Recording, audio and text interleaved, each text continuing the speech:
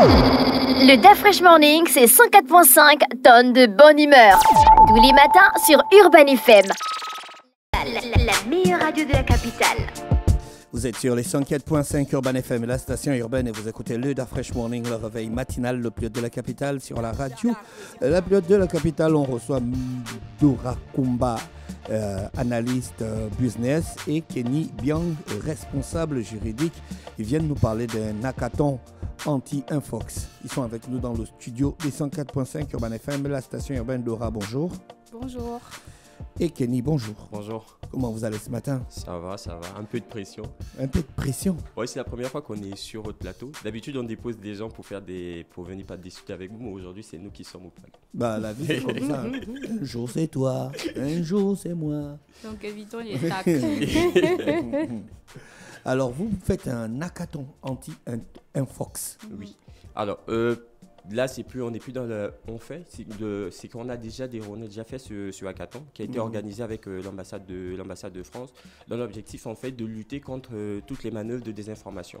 Ce qui est, c'est qu'aujourd'hui, avec le contexte actuel, il y a beaucoup, comme on dit dans notre langage courant, il y a beaucoup de Congolais qui se sur les réseaux où on diffuse des informations qui sont dans la plupart des cas pas fondées. Et donc l'idée de ce hackathon, en fait, c'est de trouver avec des développeurs, des jeunes, pour mettre en place des solutions numériques qui permettront en fait de vérifier en fait les informations avant de les transmettre sur les médias, parce que la majorité des mauvaises informations sont celles qui ont le plus de partage sur les médias que les bonnes informations. Donc l'idée, c'était d'asseoir ces participants-là autour de 3 jours d'activité où il fallait pour eux développer, trouver des solutions numériques qui pourraient permettre à des journalistes, à des médias tels que vous, de diffuser des bonnes informations et vérifier d'abord avant de les mettre en ligne.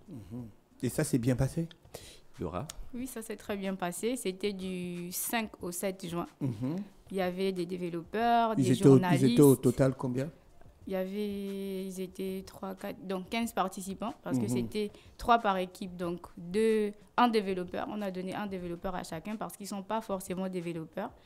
Il y a des journalistes et ils n'ont pas forcément la compétence, comme je disais, pour développer des solutions. Et donc là, parmi ces 5 équipes, on va retenir 3. Il y aura 3 gagnants. Et ces 3 gagnants recevront des prix. Est-ce que je peux donner les prix en question? Donc, le premier prix, c'est un iPhone 15 Pro Max et un MacBook Pro. Deuxième prix, c'est un MacBook Pro. Et un troisième prix avec le iPhone 15 Pro Max. Donc, ce sera remis aujourd'hui à l'ambassade de France. On va organiser une cérémonie de remise de prix en présence de l'ambassadeur de France au Gabon. Il y a un projet qui vous a particulièrement intéressé? Alors, vas-y. Ok, il y a sur parce qu'au total il y a jumeaux du bout.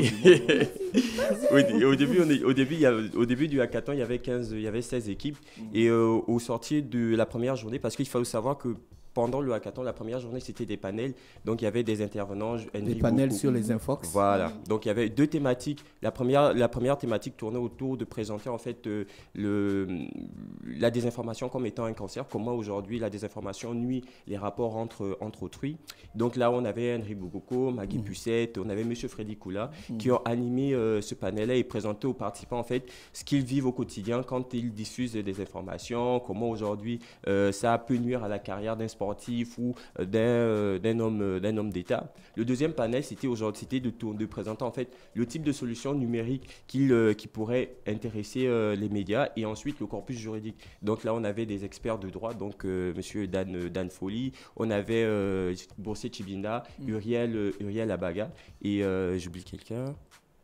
Non, c'est bon. Voilà. Donc, ils ont présenté cette thématique. Et au sorti de cette thématique, les participants ont eu un pitch fire. Donc, ils avaient 1 minute pour présenter déjà les premières idées de projet qu'ils ont fait. Et donc, au bout de ces 1 minute, donc, les membres du panel ont décidé de choisir 5. Les 5 ont participé à ce hackathon de l'après-midi jusqu'à vendredi dans la soirée où ils ont présenté ça devant un jury composé des éléments de l'ambassade de France, des éléments des représentants du ministère de la Communication et également des médias comme Gabon 24.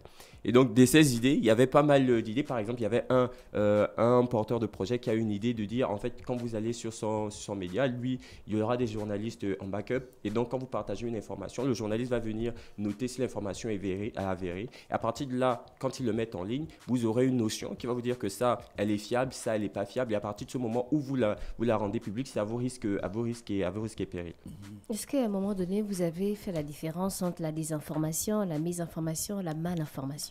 Effectivement, c'était le gros challenge du Exactement. directeur général au début du hackathon, parce qu'il y a des gens qui vont diffuser des fausses informations parce qu'ils veulent le faire. Il y a d'autres qui vont le faire parce qu'ils ne savent pas, ils vont juste repartager sans pourtant se rendre compte que c'est une mauvaise information. C'est que même hier, j'étais en train de scroller sur les réseaux sociaux et j'ai vu par exemple un article qui disait que Céline Dion avait dit lors d'une interview que si elle savait que les Noirs écoutaient sa musique, elle n'allait pas faire de la musique. Et là, je me suis posé la question, j'ai demandé au gars qui a écrit, j'ai dit, celui qui a posté, j'ai dit, mais d'où tu tires cette source-là? Après, il ne m'a pas répondu parce que souvent, ils ont juste relayé une information sans pourtant vérifier en fait la véracité de celle-ci. Et donc nous durant toute la campagne de communication, on a fait des sessions d'information, on a invité des gens à participer pour leur présenter en fait les différentes nuances qui existent entre ces différentes notions. Et après, durant le hackathon, on a vraiment mis l'accent dessus sur les différentes solutions qu'ils allaient proposer. Est-ce que vous avez parlé des deepfakes? Parce que c'est violent, les Alors, deepfakes. effectivement. Est-ce que les gars ont les moyens pour déceler des deepfakes? Et comment dire, déjà, il y a un monsieur de l'ambassade de France qui avait justement fait une présentation sur les deepfakes. Et ces développeurs-là ont des outils comme l'intelligence artificielle qui, c'est vrai, participent aux deepfakes en question parfois, mais qui permettent également de repérer ces deepfakes-là. Ils ont les moyens techniques, pas forcément financiers, mais ils ont les moyens techniques pour pouvoir pallier à cette... Mais c'est des moyens qui ne sont pas accessibles à tout le monde. Oui. Après, Oui.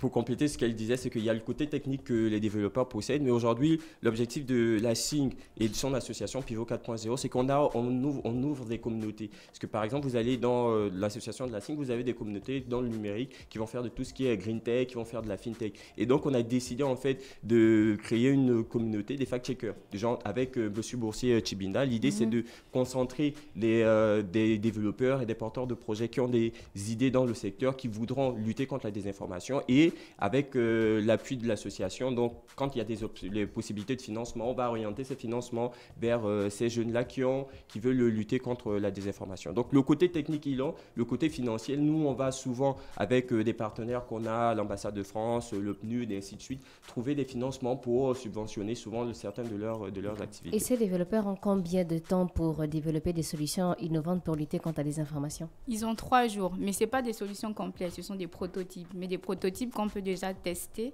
et voir comment ça marche. Donc, en fait, ils développent les spécificités principales, donc les fonctionnalités principales qui nous permettent de tester l'application en temps réel. Donc, ils ont 3 jours. Et après, maintenant, une fois les 3 jours, quand ils intègrent la communauté, on se rend compte qu'il y a un besoin. Donc, s'il y a un financement, on peut demander de pousser la réflexion et le développement assez loin.